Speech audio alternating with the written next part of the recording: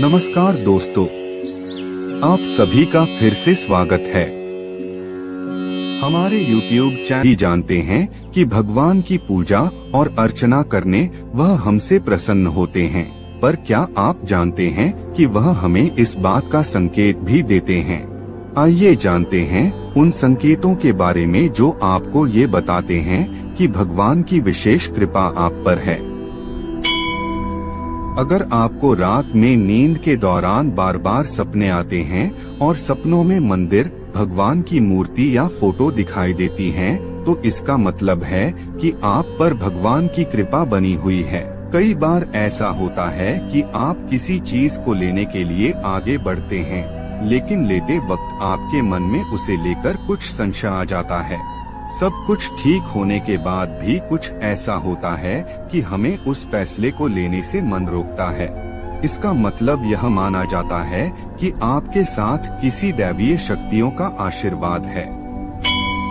कुछ लोगों को भविष्य में होने वाली घटनाओं के संकेत पहले से मिल जाते हैं। उन्हें मालूम हो जाता है कि भविष्य में कुछ शुभ होगा या अशुभ।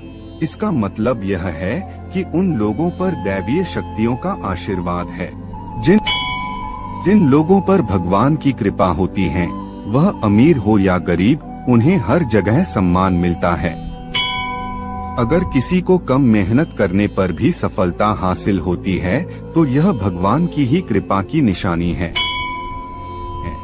भगवान उन्हें हर परेशानियों से बचा लेते हैं। जिन लोगों से भगवान खुश रहते हैं, वह हर परिस्थिति में खुश रहते हैं।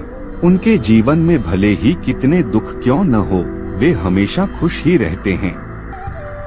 दोस्तों, अगर आप ये दोनों बातों को समझ गए और आप बाबा के परीक्षा में पास हो गए, तो समझ जाएं स्वयं शिव शंभो का प्यार आपको मिलेगा और वो सब कुछ मिलेगा जो आपको आपके जीवन में चाहिए। साथियों, आजकल के युवा यही गलती करते हैं। सपने तो बड़े बड़े देखते हैं, लेकिन इस दुनिया को बनाने वाले को भूल जाते हैं। वो भूल जाते हैं कि इस दुनिया पर जिनकी हुकूमत है, उनके आशीर्वाद के बिन कुछ भी नहीं। भोलेनाथ आपके पास नहीं, बल्कि आपको भोलेनाथ के पास जाना है। मित्रों, अगर आप महादेव के भक्त हैं और आपके जीवन में बहुत मुश्किल चल रहे हैं और आप बेहद ज्यादा परेशान हैं, तो कभी भी बाबा से अपना विश्वास को डगमगाने न दे। ये आपकी परीक्षा हो सकती है। साथियों, जब भोलेनाथ किसी को पसंद करते हैं, अपना भक्त बनाने वाले होते हैं, उसे वो सब कुछ देने वाले होते हैं जो उसे चाहिए या उससे भी अधिक, तो वो परीक्षा जरूर लेते हैं। साथियों, आज हम आपको बताएंगे कि आपको कैसे पता चलेगा कि शिव जी आपकी परीक्षा ले रहे हैं। दोस्तों, भगवान शिव आपकी दो तरीके से परीक्षा लेते हैं। अगर आप इन दोनों में पास हो गए, तो स्वयं शिव शंभू का प्यार आपको मिलेगा। मित्रों, चलिए जानते हैं आपको कैसे पता चलेगा कि भगवान शिव आपकी परीक्षा ले रहे हैं। पहला परीक्षा है मुश्किलें और चैलेंजेस से घिरे रहना। दोस्तों, अगर आप शिव भक्त हैं और आपकी लाइफ में बहुत चैलेंजेस चल रहे हैं और बहुत मुश्किलों का सामना आप कर रहे हैं, तो समझ जाए कि आपकी परीक्षा चल रही है। आम लोगों से अलग आपकी जिंदगी चल रही है। आप एक नॉर्मल लाइफ नहीं जी पा रहे। एक के बाद एक आपके ऊपर नई नई मुश्किलें आ रही है, तो आप समझ जाना आपके परीक्षा चालू है। साथियों, ऐसे में आप रोज भोलेनाथ को याद करें, रोज उनके मंदिर जाए, एक दिन भी मिस न करे, बहुत मेहनत करे, पूरी लगन के साथ काम करे और भोलेनाथ को हर दिन याद करे। आप इस मुश्किल परीक्षा से बहुत जल्दी बाहर निकल जाएंगे।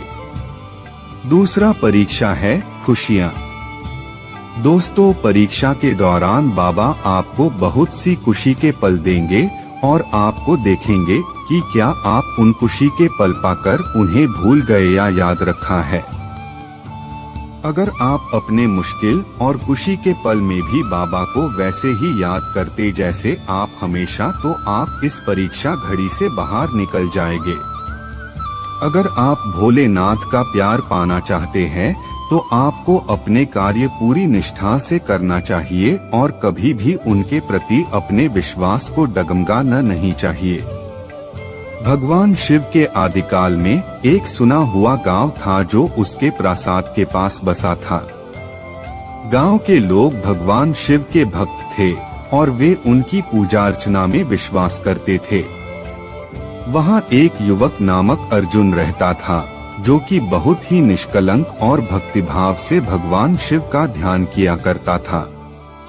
अर्जुन का जीवन बड़ा सामान्य था, लेकिन उसमें एक अद्वितीय प्यार और आदर भगवान शिव के प्रति था। वह हर दिन शिव मंदिर जाता था, वहां पूजा करता था और ध्यान करता था। एक दिन वह मंदिर में बैठा था और गहरे ध्यान में डूबा था जब वहन पर कुछ अद्वितीय घटनाएं घटित होने लगी। पहला संकेत, बादलों का अद्वितीय रूप। अर्जुन ध्यान करते समय उसने आकाश में एक अद्वितीय बादल को देखा जिसका रूप भगवान शिव के त्रिशूल के साथ था। वह बादल अर्जुन के सिर पर आया और उसके ऊपर से विचार किए बिना गुजर गया। दूसरा संकेत, अंधकार से प्रकाश की ओर। कुछ दिनों बाद अर्जुन ने रात के समय अपने घर के पास एक गुफा में चलाना शुरू किया।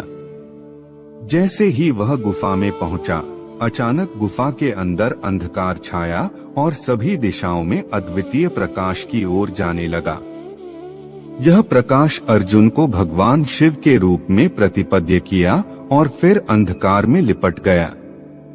अर्जुन ने इस अनोखे अनुभव को मंदिर के पुजारी से साझा किया और पुजारी ने उसे बताया कि यह संकेत शायद भगवान शिव का आशीर्वाद है और वह अर्जुन की भक्ति का परीक्षण ले रहे हैं। अर्जुन का परीक्षण, तपस्या और तपस्या। पुजारी की सलाह पर अर्जुन ने अपने जीवन को तपस्या और सेवा के लिए समर्पित किया। वह पुनः मंदिर में विशेष ध्यान और पूजा करने लगा और भगवान शिव के प्रति अपनी अविचल भक्ति का प्रदर्शन किया।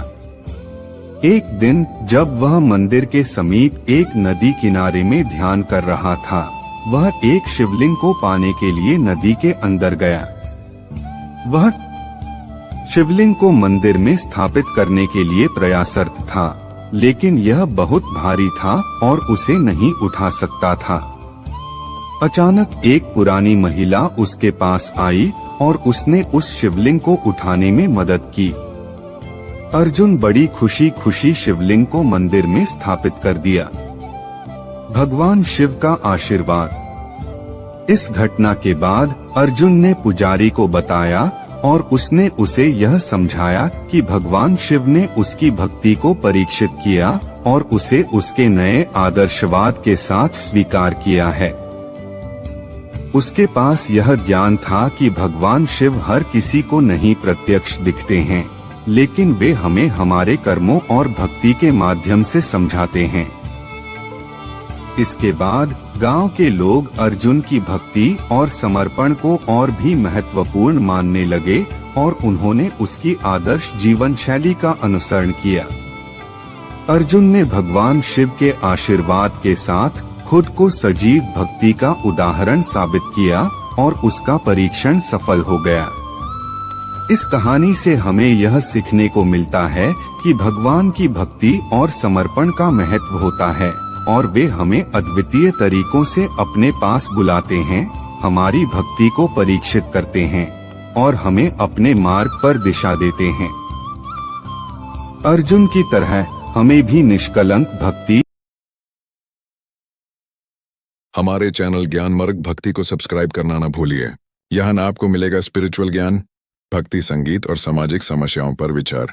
हर वीडियो के जरिए हमारे ज्ञान का हिस्सा बनिए और अपने परिवार के लिए अनमोल ज्ञान